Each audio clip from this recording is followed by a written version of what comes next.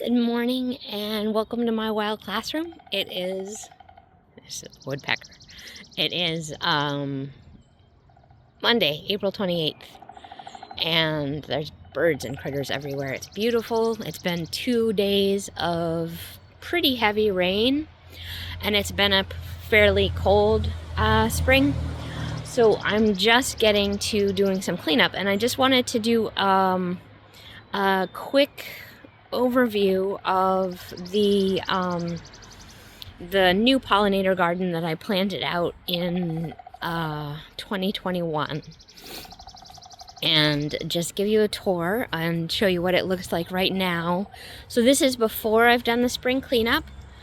Basically, the rule of thumb you want to think about when you are doing cleanup, apologies for the road noise, let's move a little farther away. When you're doing spring cleanup in a place, really anywhere that you possibly can, avoid doing your spring cleanup until you've had a week of weather that's consistently above 50 degrees during the day.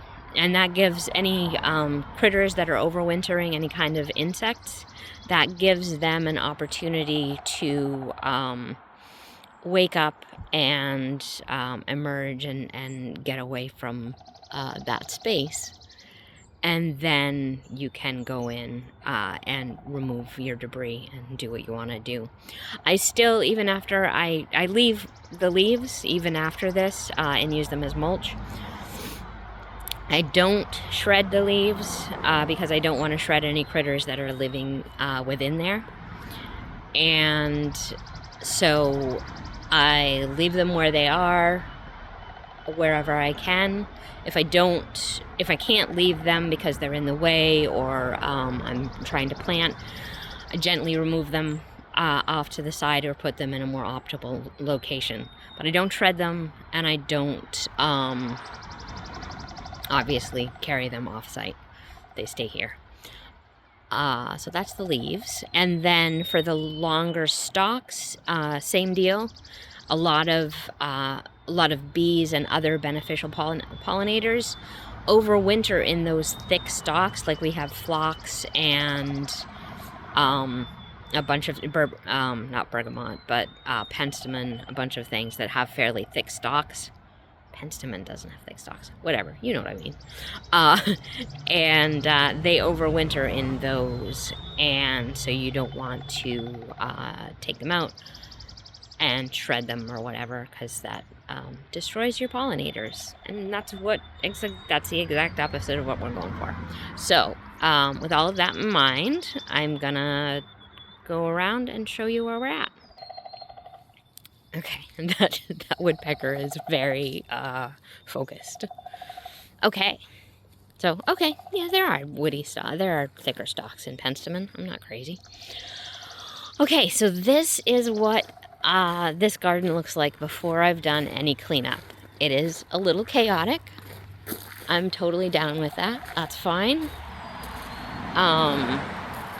I need to finish out this path this year, and I'm very excited because I'm building a wattle fence to go around this. So I'm really excited about that. I'm hoping to have that done by the beginning of June and have the whole thing up.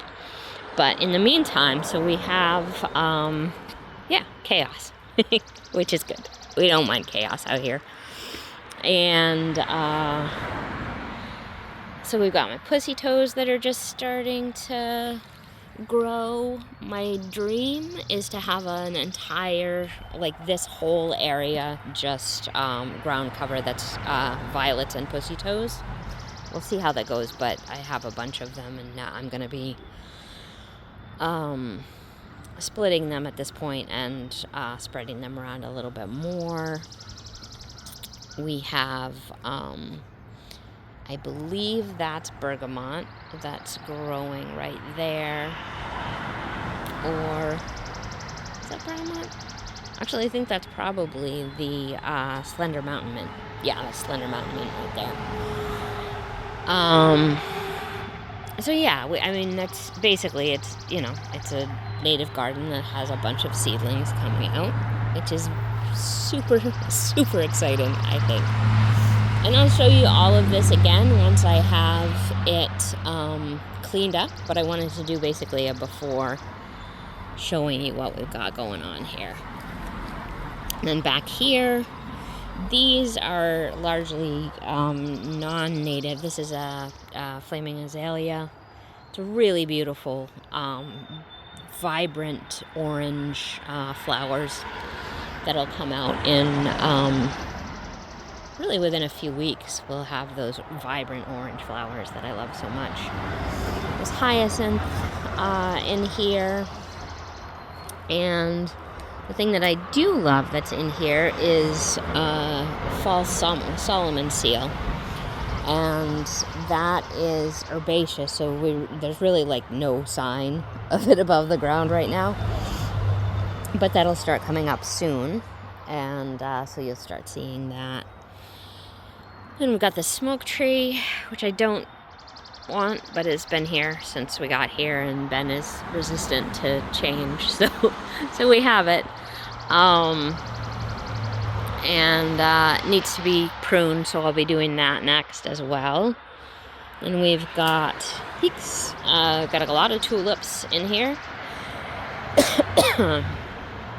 And we have roses that I'm not crazy about, frankly. I think I'm going to try to dig them out.